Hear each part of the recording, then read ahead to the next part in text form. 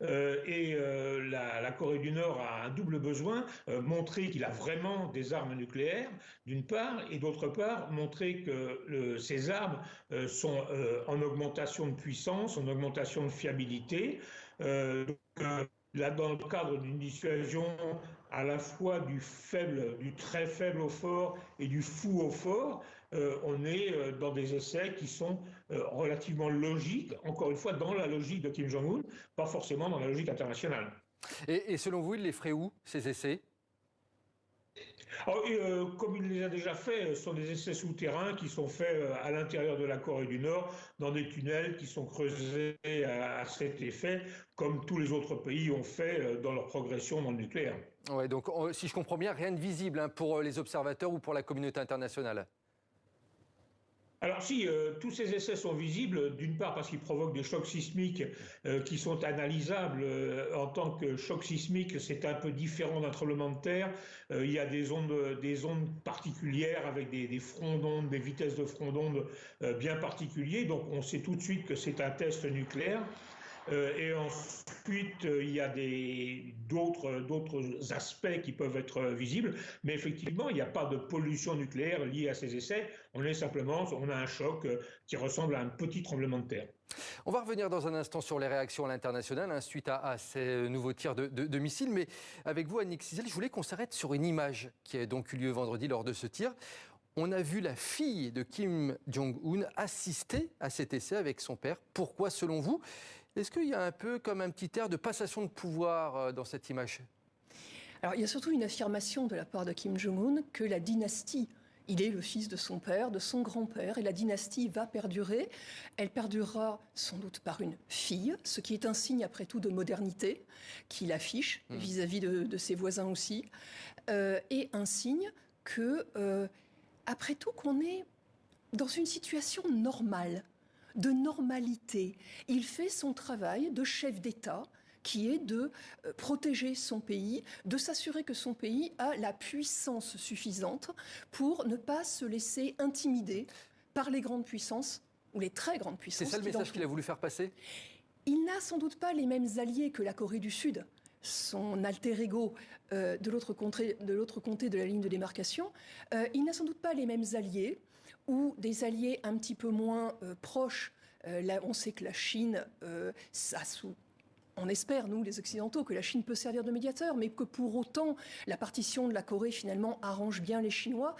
Et on sait le rapprochement de la Corée du Nord avec la Russie ou avec des pays comme le Pakistan, mais il ne fonctionne pas dans un système d'alliance aussi pérenne depuis l'armistice, depuis 1953 et la fin de la guerre de Corée, que la Corée du Sud par rapport aux États-Unis ou par rapport à tous les alliés partenaires dans l'Indo-Pacifique dont les États-Unis peuvent se targuer et ne le manquent pas aujourd'hui, que ce soit le Japon. On a vu à la suite de ce test d'un missile intercontinental, on a vu la vice-présidente Kamala Harris, qui était à l'APEC, au sommet de l'APEC à Bangkok en Thaïlande, rassembler immédiatement ses homologues japonais, canadiens, australiens, néo-zélandais. Il n'a pas cette possibilité. Pour autant, il montre qu'il est fort. Qu'il est là. Et justement, pour compléter, aujourd'hui, nouvelle réunion du Conseil de sécurité de l'ONU au sujet de la Corée du Nord. Son secrétaire général, Antonio Guterres, appelle le pays à renoncer immédiatement à tout nouvel acte provocateur. À votre avis, il va être entendu ou pas? Il a eu une réponse un peu immédiate puisque la Corée du Nord l'a traité de marionnette des États-Unis. Alors, de la même manière qu'on l'a vu en Ukraine durant ces 9 derniers mois, il est évident que toute résolution du Conseil de sécurité de l'ONU sera bloquée d'une manière ou d'une autre par la Russie et ou par la Chine, vraisemblablement par la Russie de toute façon, qui a aussi des intérêts stratégiques dans la région. Et c'est sans doute la raison pour laquelle le G7 a réagi hier dimanche, a réagi le 20 novembre à ce tir d'un missile intercontinental, en condamnant évidemment le tir du missile, mais en rappelant toutes les résolutions du Conseil de sécurité de l'ONU et comment le droit international doit être maintenu, préservé par la communauté internationale. On a donc vu le même type de séquence qu'on voit sur la guerre en Ukraine. Le G7 en appelait le G7, c'est-à-dire sans la Chine, sans la Russie, en appelait au Conseil de sécurité de l'ONU clairement, ils ne se font pas d'illusions sur ce qui pourra en sortir. Oui, c'est bloqué actuellement. Une question très rapide avant de repasser la parole à Jean-Vincent Brisset. Donald Trump était le seul chef d'État à avoir rencontré Kim Jong-un. Il peut jouer une partition dans ce dossier, l'ancien président américain, en 2 mots? Pas encore, il peut évidemment prendre la parole et nous dire que lui, il aurait fait autrement et que c'est un homme de paix. Pour l'instant, celle qui agit, qui prend la parole, qui réunit les partenaires, c'est la vice-présidente des États-Unis, Kamala Harris, d'origine indienne, ne l'oublions pas. Elle a un rôle à jouer dans cette diplomatie aussi. Jean-Vincent Brisset, on dit souvent, il y a des rumeurs comme quoi la santé de Kim Jong-un serait déclinante. Est-ce qu'on en sait davantage à ce propos? Est-ce que la mise en scène avec sa fille, ou même ce qu'il essaye de faire, ça corrobore ses allégeances? Écoutez, moi, je suis cette affaire depuis 1992 à peu près. Je me souviens à l'époque avoir rencontré les services de renseignement militaire sud-coréens qui avaient des médecins qui analysaient l'espèce de grosse boule qu'avait dans le cou le grand-père. Et la santé des dirigeants nord-coréens est suivie image par image par les Sud-Coréens, les Américains et beaucoup d'autres gens. On ne sait pas si sa santé est déclinante, on ne sait rien de ce qui se passe à l'intérieur des palais de Kim, et pas plus qu'on ne savait pour le père et le grand-père. On ne sait même pas l'âge de sa fille, hein, par exemple. On ne sait pas grand-chose d'elle. Non, on n'a pas de précision. Sur son épouse, on a quelques vagues précisions.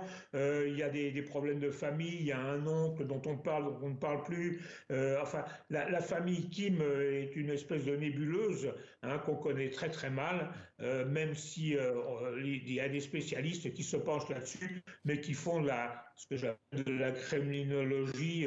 C'est quelque chose qui n'a jamais donné beaucoup de résultats sérieux dans le renseignement.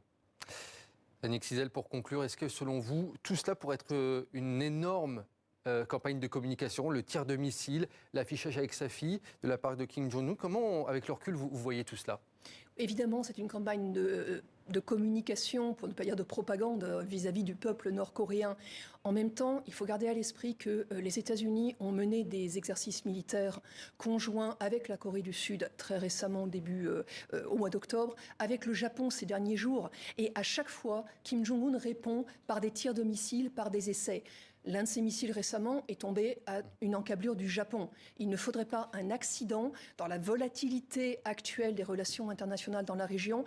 Encore une fois, la Russie et la Chine mènent eux aussi des exercices militaires conjoints dans cette région du monde.